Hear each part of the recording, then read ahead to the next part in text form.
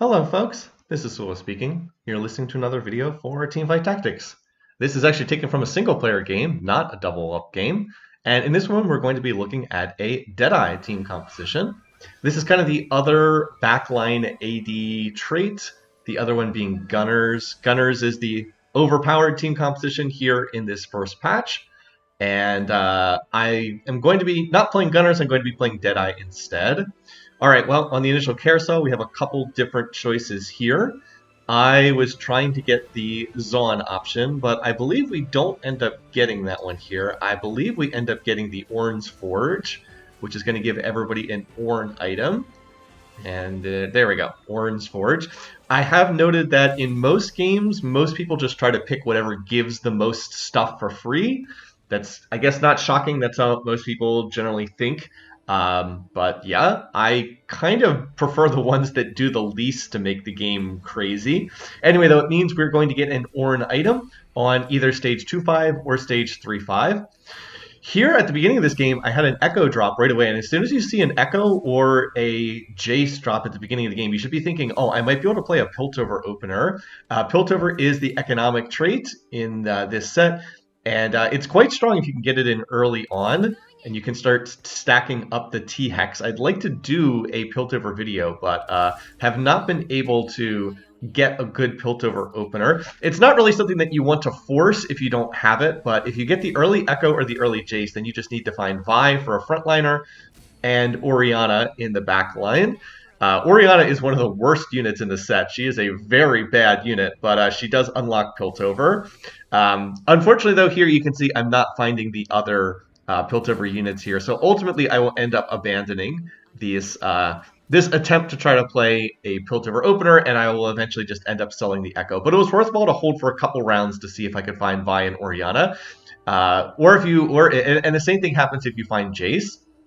You need 3 Piltover units, and there is one 1-cost unit, Orianna, one 2-cost unit, Vi, and then there's 2 3-cost units in the form of Echo and Jace.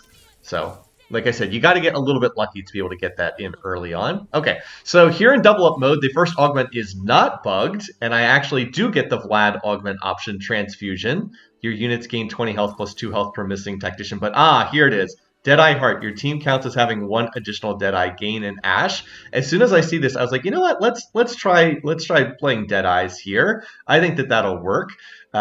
So this is where I'm gonna decide to pivot my team composition here. By the way, there's the Oriannas, but I would still need either a Jace or a Vi if I wanted to play Piltover, and they're not showing up. So that's it's not an opener that I can look to play. All right, so instead, though, I do get a pretty nice setup here, and this is a nice unit combo that's going to be pretty common to play in the early game. That is, you have the option to play Jhin in the backline, along with another Deadeye, most likely Ash, but potentially also Action for 2 Deadeyes. I have 3 because I have +1 from Augment. And then you pair together with Irelia and with, who is that? Set is the other one, and then you get 3 Ionia, 2 Deadeye in, and that makes for a pretty solid early game board. It's not amazing, but it's not bad. It's certainly not bad. One of these combinations that works. Jhin is a very strong unit in this particular patch. This is the release patch for set 9, but Jhin is just a really strong unit in here. He's probably the strongest 1-cost in the game right now, so I'm hoping I can 2-star him. And I also have pretty good items here. I was able to make a Gargoyle's Stoneplate. It turns out that Gargoyles is very strong right now in the current makeup of the set. It's just performing very strongly in the data. Its Gargoyle's Stoneplate is performing really well, and then Bramble Vest is also performing very well.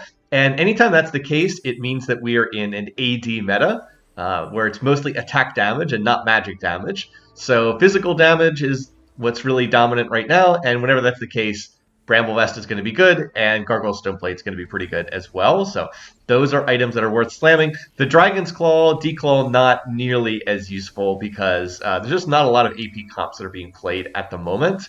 The set is not amazingly well balanced, but it certainly is fun to play here. The sets are always the most fun right when they come out because everybody's still trying to figure things out. You get the chance to test out new things, etc. Now, my board has no 2 stars, but I was able to beat a board that had 2 2-stars on it.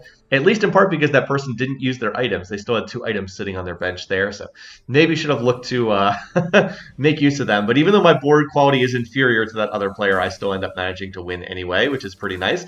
And then look at this. Now there's a Warwick on my bench, and I was like, wait, Warwick will give me Juggernaut and Challenger here, so that's pretty good. I will play him as my next unit in, and I will have these really nice interlocking synergies here. So Warwick will be the next unit in, and then hopefully I can find action to get 4 Deadeye in after that. Well, while we've got a second here, let's go ahead and cover what the Deadeye trait actually does. As I said, this is early on in the set, still a release version, so I like to try to walk through what the traits actually do. Deadeye trait gives its units innate +1 range. That's easy to forget, but Deadeye units do get an innate +1 range. And then the ability is every 3 seconds, Deadeyes attack the enemy with the highest % health and deal bonus damage. So every 3 seconds, they'll hit whoever's the highest percentage health and deal extra damage to them. The Deadeye 2 bonus is not very significant. It's only 20% extra damage, but that triples to 65% at 4 Deadeye, and then more than doubles again at 6 Deadeye is 140% damage. So the 6 Deadeye really does a lot of damage, but of course there are only 5 Deadeye units, so you need to hit either a heart or an emblem to get 6 Deadeye in, because as I said, there's naturally only 5 Deadeye units. More frequently, you will just look to play 4 Deadeye in the late game, and Jin is usually the unit that gets dropped there. Deadeye is also not a makeable emblem. It's not something you can craft on your own, so yeah, you're going to have to find it. Okay, now it is my chance to pick here. Out of these options, I would like the action because that'll give me 4 Deadeye, but somebody goes ahead and takes it. They probably just took it because I was headed for it, but there's only so much I could do. It was right next to them. It was on the opposite side of the carousel. So a little bit of unfortunate luck there. I could have had action, and then I would have had a tough choice as far as whether playing Warwick. I probably would have still played Warwick and just played action over Ash for the time being. So there we go. 3 Deadeye. We got the really 2 Deadeye, but +1 from the augment, so 3 Deadeye. 3 Ionia, 2 Challenger, 2 Juggernaut. A pretty strong board. Problem is that they're all 1-stars except for Jin. But hopefully Jin can carry the damage load for the time being. As I said, Jin is probably the strongest 1-cost in this patch. He's a little bit overtuned. One other thing that's really nice about Jin, here I'm checking the spatula recipes. I was like, what could be made from this? So you see, you can't make a Deadeye emblem or anything like that out of that.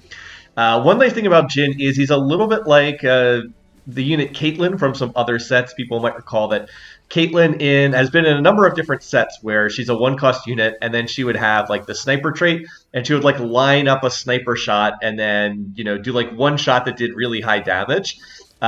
So one of the reasons why it was nice to play Kate in those other sets is Kate would usually kill at least 1 unit. So like even if you were losing rounds, you would kill at least 1 or 2 units on the enemy board before you lost the round. And Jin is kind of like that too. He's very good at killing at least 1 unit on the enemy board with the way he charges up his shot. I can go ahead and read his official ability descriptions here because we've got a second.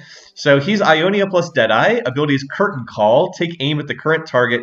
Deal physical damage to enemies in a line. Each hit reduces damage by 40%. His Ionia bonus is additional attack damage. Ionia trait causes one of the units every X amount of seconds. How many seconds is it?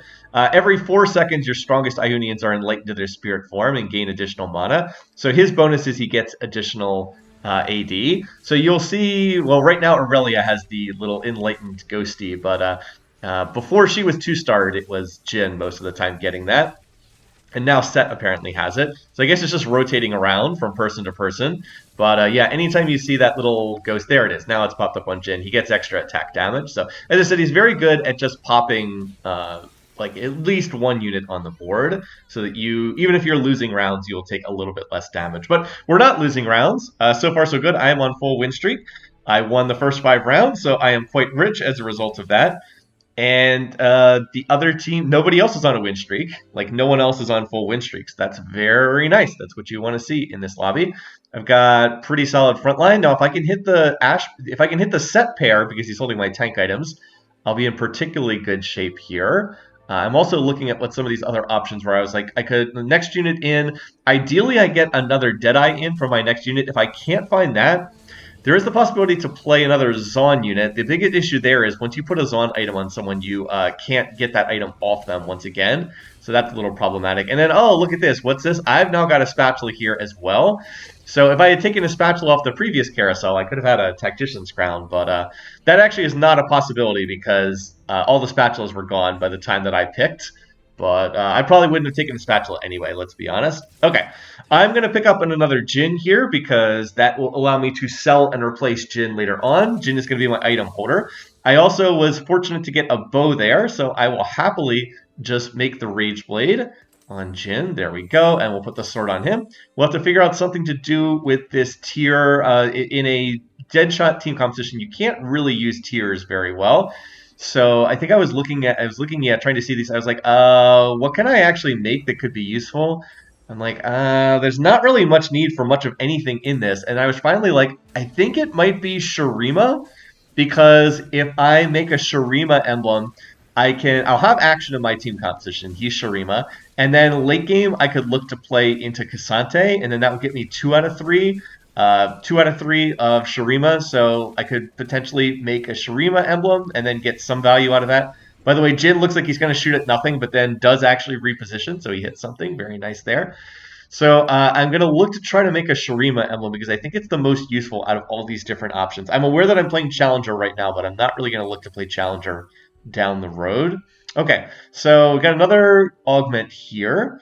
Know your enemy might not be terrible, but it's a little risky. I'm going to reroll that. I don't want Last Stand. Escort Quest, possibly, but no. I should have rerolled Escort Quest just to see what the other option was there. Instead, I'm going to take the generic augment from Vlad, which is going to give...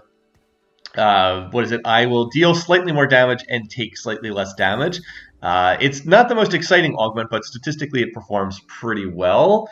It's I think its average placement is down close to 4.0. I think it was at like 4.1, 4.2, which is a very good augment. So that's the main reason why I'm running Vlad as my legend, is if I don't see something that I like from the options, the generic Vlad augments are actually pretty solid choices. So if you don't find something you like, you can fall back on the Vlad ones and still end up doing okay for the most part. But most of the time I try to take different things because the ones that don't come out of the Legends are usually stronger than the ones that do come out of the Legends.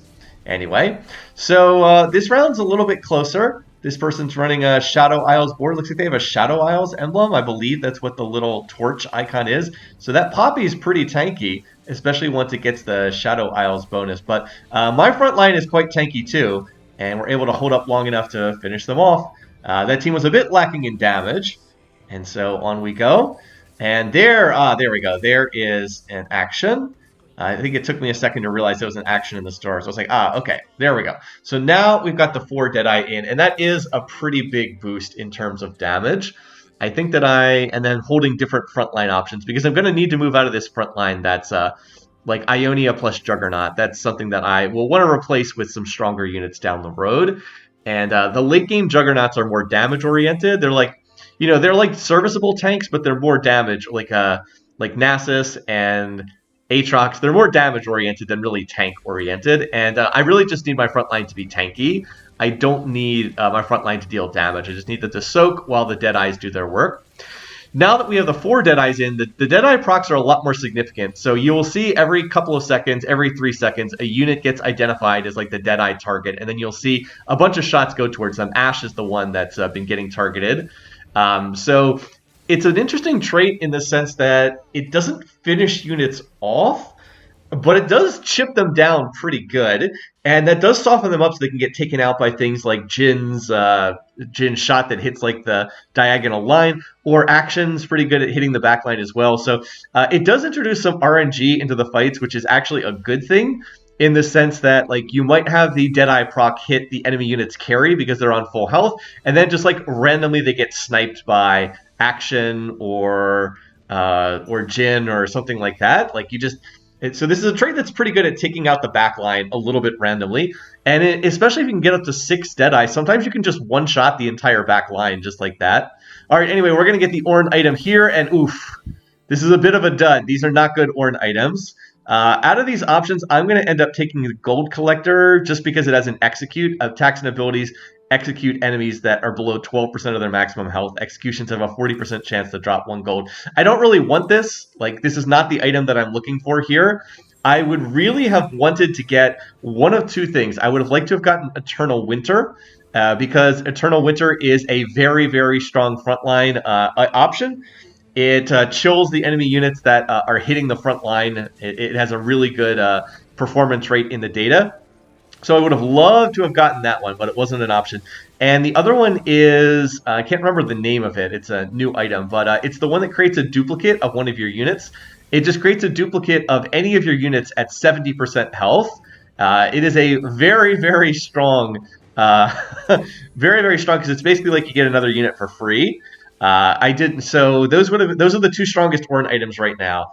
But neither one was an option, so I was a little bit unfortunate in terms of what I hit there. Was not able to get the Ornn items I most wanted, so I'm going to probably try to do the best I can with this. Oh, there's also a sniper one. This person on their Trist, this person has a 3-star Trist already.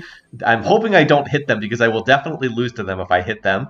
I just have 1 in 3 odds to hit them. But that one's quite good as well. It's let me just go ahead and pull up the actual Ornn items and see if I can find these official names for what these things do. Ornn items.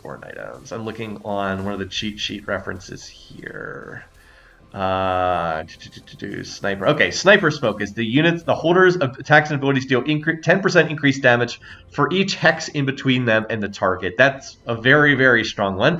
The other one I was mentioning is called Trickster's Glass. Summon a clone with 70% maximum health, 20% increased maximum mana. You cannot equip items to the clone. So yeah, the Trickster's Glass is really strong. Sniper's Focus is really strong. And then Eternal Winter is great as well, because it's a great frontline item. And as I said, we're in an AD meta, and it's really like the anti-AD Ornn item. All right, anyway, so back to the action. I did not hit that Trist player, which meant that I was able to win the round. And I was able to maintain full win streak all the way through stage 3 as well. So I have lots of money. You saw I went level 7 early. That was to preserve win streak. And I'm going to get a glove here, which is perfect. Now I can make Infinity Edge. And that synergizes well with, by the way, and then I hit 2 more 2-stars right there. Set 2-star is more significant. I also hit the Lysandra 2-star. One of the Ornn items that I was offered was, what is it? It was like Obsidian Cleaver. It was the one that has an armor and magic resist shred. I didn't feel like I needed that one, because I'm going to be playing Freljord here. And the Freljord trait is something you're pretty much always going to play if you're playing Deadeye. That's because Ash's traits are Deadeye plus Freljord. And then you only need one other Freljord unit to get the trait in play. So you might as well, like, you'd be a little bit crazy not to play that. And we're going to be looking to play at least Freljord 2 and probably Freljord 3, because I would like to get a, I would like to find Sejuani as well. Now, by the way, now that I have some more of these units 2-starred, you're definitely seeing that Jhin is just popping people pretty easily here. So the Collector is not a great Ornn item. As I said, I mostly want it for the execution, but it does give crit chance, so it has very good synergy with Infinity Edge. All right, so we got our last augment here. I was probably going to take You Have My Sword, gain a BF sword, your units gain attack damage, but I figured I would at least reroll the other options. Then I was like, oh, Deadeye Crest. Another Deadeye emblem? I was like, well, if I get that, I can play 6 Deadeye, and I can cut Jhin from my comp. Because the downside to playing 6 Deadeye is, even with my heart, I would still have to play Jhin. But this means I can just take Jhin off the board, period, and I'll be able to play 6 Deadeye. But it also gets me 2-star Ash, which is not bad either. So I was like, all right, who do I want to put this on? I need to put it on a unit that's going to stay on my board no matter what, and you don't really want to put it on a tank. So I was like, you know what? Lysandra's going to stay on my board, so let's just put it on her. Now, she's not an amazing fit for this item because Deadeye trait does work off of AD, and she is a unit that deals magic damage. But I still think it's useful to put on her because she's not going to come out of the team competition. She's going to stay in there anyway for the Freljord trait, so I can get up to 3 Freljord. And now she'll just give me Deadeye trait as well. So it's kind of like getting an extra rank of Deadeye just totally for free here. So now we're just looking to find one of the remaining 2 Deadeyes, either Urgot or Aphelios. When we find both, we can sell Jhin. And we'll be able to run 6 Deadeye without having to run Jhin, who is a good early game unit, but does fall off pretty hard at the end of the game. And there's Aphelios. Okay, so I definitely want to level here. So I can get the 6 Deadeye in. I'm not going to roll... Oh, wait, I need to keep Jhin on the board or else... Oh, there we go. There's my replacement Jhin. I forgot. I did have a replacement Jhin ready to go. So we're going to move the items over to Aphelios. 1-star Aphelios is probably still better than 2-star Jhin, although I did lose... Jhin was getting the Ionia bonus, so maybe Jhin is a little bit better. But it is also a little bit simpler to make this change. So I'll just go ahead and do this now, and then we'll look to roll down and hit our board afterwards. By the way, I've still been dodging that Trist player, so I'm actually quite happy for that because I think I probably lose to that Tristana player. Anyway, though, now I have the 6 Deadeye, so now the Deadeye procs like do real damage, and I have a real chance just to like one-shot the back line when I'm using them. So like, yeah, right there, almost managed to kill them. Oh, this is a close fight, but just barely managed to win. I'm pretty sure I lose that if I don't have the 6 Deadeye in, so whew. Glad I was able to get that in place. Anyway, so we now have full itemization for Aphelios. We just need to find the remaining 2 Aphelioses. I just need to get 2 more, so I get Aphelios 2-star. So now it would be good to get either more frontline items or items that can be used by Urgot, because he's the other one. Oh, I see what I did here. So I went ahead and I grabbed the rod because I was trying to make sure I could make use of this spatula. The rod is the Shurima emblem. So I'm going to go ahead and roll. There's another Aphelios. Okay, and there's an Urgot. So now we can take Jin out. And now I've got, oh, I actually have a Zon item in right now, although I'm going to end up dropping Warwick, so that's going to disappear. So I'm going to be moving, going to change up my front line. So we're going to go ahead and keep rolling here, have a Renekton 2-star. And let's see, can I manage to finish this in time? I'm transitioning here, which is always a little bit difficult to do. So I managed to get into, let's see, I've got 2 Targon, 2 Bastion, 2 Invoker, and my frontline tech items probably need to go on Tark because he's my 1-2-star frontliner, aside from the Renekton, who is a 1-cost unit. So yeah, I think that I managed to do that transition pretty well.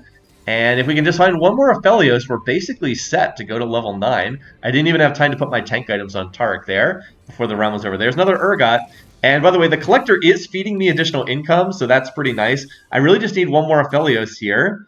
Let's see, there's an Ari, but I don't think I can use that. There's 2-star Urgot, okay.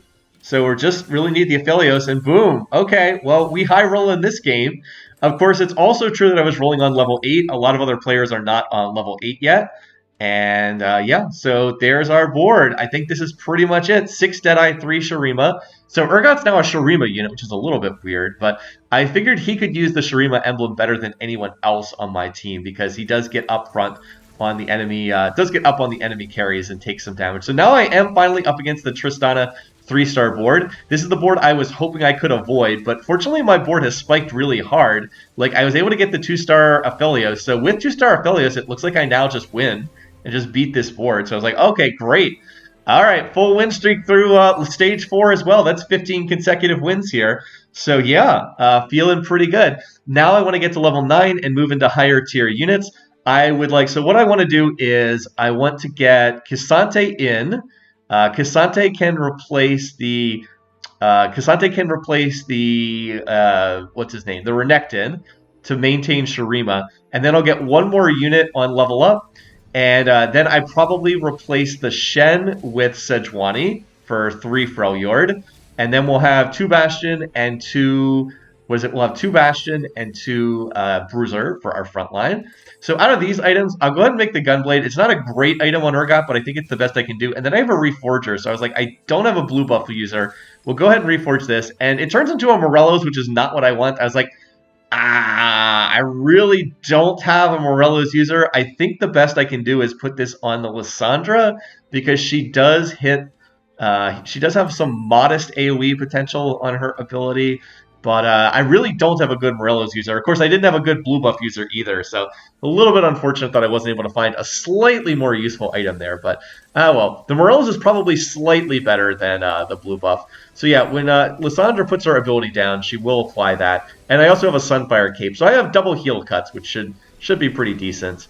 Not that I think that healing is quite as prevalent in this set as it was in some of the other sets. So yeah, Aphelios is just killing everybody and farming me more gold, and that's great because I'll be able to get to level 9 a little bit faster that way. Yeah, look at this. You can just pushing to level 9. Now, if I'm going to lose a round, it's going to be one of these upcoming rounds because my board, like I'm going to level 9 while other people are rolling it down and going all in. So I probably will lose one of these upcoming rounds. This person apparently went very late Piltover because their T-Hex is super weak. But they are on, I think they have 4 or 5 Zeris. So I was like, all right, they're trying to go for Zeri 3-star. If they hit Zeri 3-star, I probably lose. So I want to make sure that I grab any Zeris I might see in the store. And I'm actually up against this person right now. Yeah, they definitely have, what is it? They have 5 Zeries right now. So they are playing the overpowered Gunners team composition right now. But I think what I have is better. Yeah, did you see Zeri just got sniped? That is the Deadeye trait in action. Zeri had full HP. All of the Deadeyes focused her just because she had the highest percentage health. And just down she goes, popped like a balloon.